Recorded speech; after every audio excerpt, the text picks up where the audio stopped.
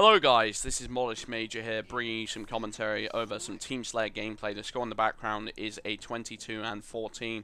Pretty decent score, but you might be wondering to yourself why this isn't some ridiculous, insane, over-the-top pub stompy score.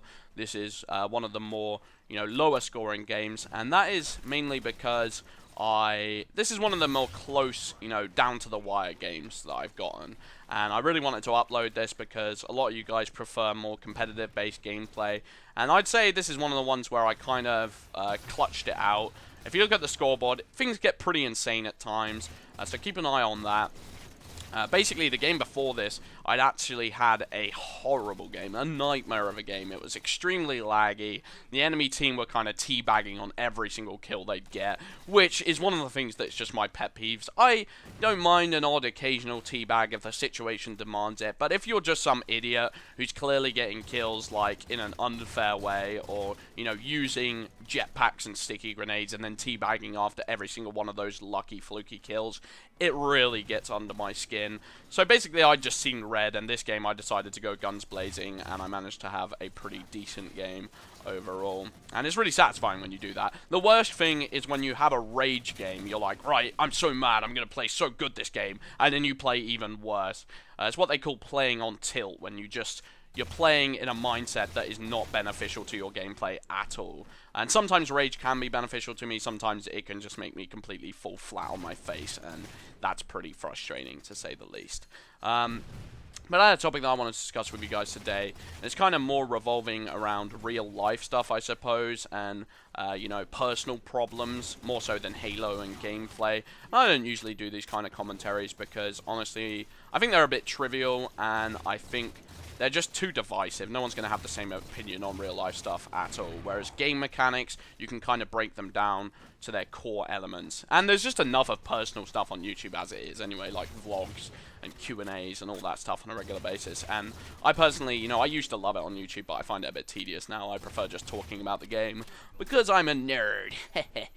But anyway, it's kind of revolving around the concept of don't judge a book by its cover, and obviously a lot of people are guilty of this. In the TV show True Detective, they even say, you're not really acting as a proper human if you're not judging a book by its cover. That's how we survive on this world, by making, predeterminations of each person that we meet so that we can try not to get ourselves into trouble and, try to evaluate whether the person's dangerous, whether the person's worth being around, etc.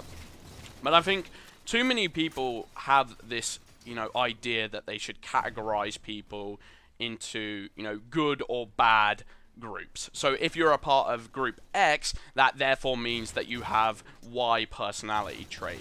But I just find this to be extremely frustrating. So basically what I'm saying is, this applies to so many things. For example, religion. You get Christians and you get atheists. And an atheist a lot of the time will say, oh, Christians, all they do is just shove the Bible down your throats. All they do is just talk about Christianity all day, every day, and they won't let it go. They're constantly trying to convert me, every single one. I hate Christians. And they therefore, develop this perception of, I hate every single Christian out there. And it's a very toxic perception to have. And the same can be said in the opposite way, in that a Christian is like, oh, why do atheists have to constantly push their beliefs on top of me? Why do they have to say, oh, being a Christian is stupid, etc.? You see a lot of atheists out there that, try to pigeonhole Christians into this group of like, oh, you're dumb, oh, you don't understand the world, oh, you haven't, read up about it, you're not as informed as anyone else. And you get these two perceptions of each other that just aren't healthy in any way, shape, or form. What I would say is that, either group has good people and bad people. It's just life. No matter what, whatever group you're going to go into, you could meet a Christian who was the nicest guy in the entire world. Christianity helped him in so many ways, and he was helpful to his community. He didn't push it down people's throats. But then on the exact opposite side of the spectrum, you're going to get that Christian who just won't stop going on about it. He thinks you're going to hell if you so much as disagree with a single concept that they believe in, and are extremely aggressive about their views and their beliefs. And the same can be said on the opposite side. And you see this in gaming to an extent as well, with the console wars, with the, oh, if you believe in PlayStation, then you're just a PlayStation Nation fanboy. That's all you are. You have stupid opinions. blah blah blah. You believe that every single game that you play is superior. And the same about, you know, the way in which you could view a PC player. A lot of people think that PC players are PC elitists, and that all of them are frustrating nerd dwellers who live in their basements playing PC all day. And you just get these constant opinions thrown around, and it colors people's decisions about meeting people. It's like, you know, when people get into a situation with one another where they're learning about each other's beliefs, they find it impossible to connect on at any level if they have one hobby that's out of place. If it's like, oh, you play PC, well, now that's going to affect the way I view you in every single way, and I probably won't want to be friends with you. And it can be frustrating, you know, from anyone's point of view to, you know, be scared about telling someone your beliefs. It's like, oh, well, if I tell him this, then now he's going to think I'm this sort of person. He's going to put me in this box, even though it doesn't mean anything. The thing you've got to learn about life is that no matter what, in any walk of life, in any group, there is no group that is perfect. It comes down to the, or there's no group that is entirely devoid of goodness, etc.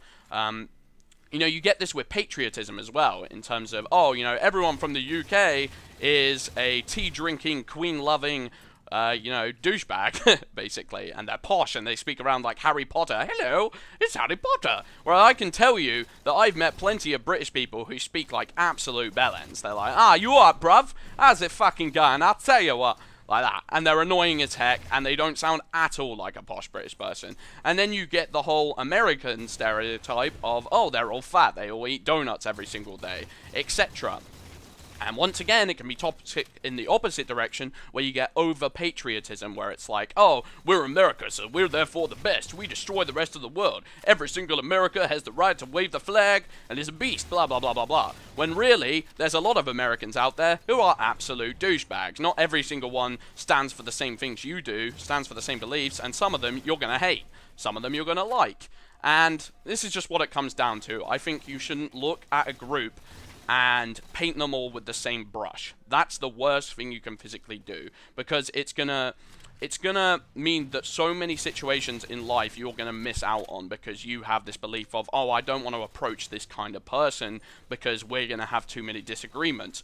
Or you just close yourself off with this one particular group because you think, oh, well, all us Americans or all us Christians or all us Xbox gamers think the same way. You even see it with Halo versus Call of Duty, where every single Halo player thinks that Call of Duty players are just mindless idiots who just don't have any good taste in games, etc. They're just idiots, where some of them just want to play Call of Duty casually for fun. It doesn't necessarily mean that they're idiots. It doesn't necessarily mean that they don't appreciate, like, that Halo is a good game in its own right.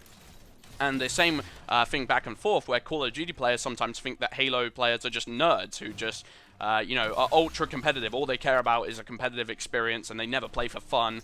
They're just losers, no lives, etc. And that's not necessarily true. You get forgers, you get custom gamers, you get people who just want to have a bit of fun on the weekends, but they manage to balance that well with competitive gaming as well, etc.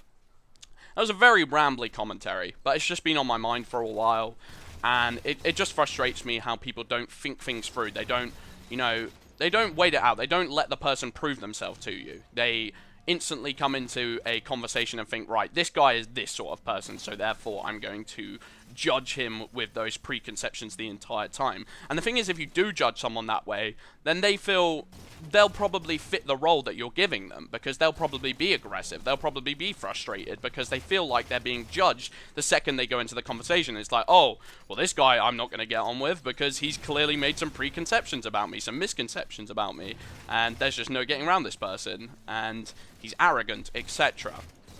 I hope you guys understand where I'm coming from. I hope I didn't say anything too offensive. As you can see, final score 50-49. Absolutely ludicrous in my opinion. But I hope you guys enjoyed the commentary. It was a bit of a long one. I've been Modest Major. Thank you for watching. Peace.